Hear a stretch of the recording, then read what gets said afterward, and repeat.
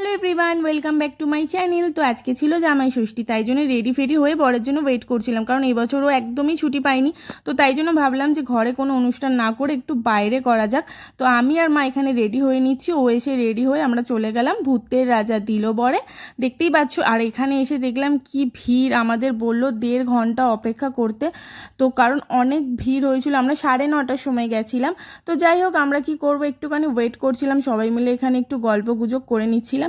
তো তারপর দেখো এখানে আমাদেরকে ডেকে নিল। তো যাই হোক, এখানে ঢুকেই আমি ভাবলাম যে আমাদেরকে ওপরে বসে দেবে, কারণ ওপরের অ্যাম্বিয়েন্সটাও খুব সুন্দর, একটু রাজকীয় ফিল।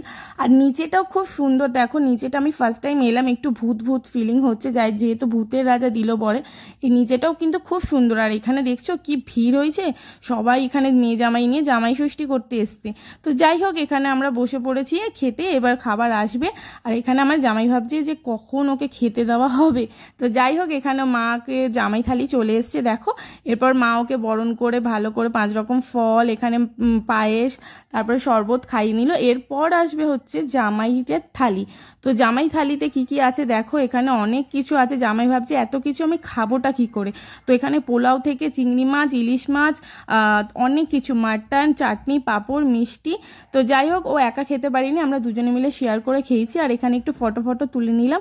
তো যাই হোক, তারপরে খেতে খেতে 12টা বেজে গেছিলো। এখানে দেখো রেস্টুরেন্ট অলমোস্ট ফাঁকা হয়ে গেছিলো। তো যাই হোক, আর কি করব, তারপর একটু ফটো তুলে এখানে মা ভূতের সাথে একটুখানি ফটো তুলে নিল। তুলে নেওয়ার পর এবার আমরা চলে এসেছি, এবার বাড়ি যাওয়ার পালা। তো এখানে ওলা বুক করছিল, তো এখানে রাস্তা দেখেছো পুরো ফাঁকা হয়ে গেছে। তারপর যাই হোক, ওলা করে চলে এলাম, এবার যাচ্ছি বাড়ি। তো আজকের মতো জামাই ষষ্ঠী এখানেই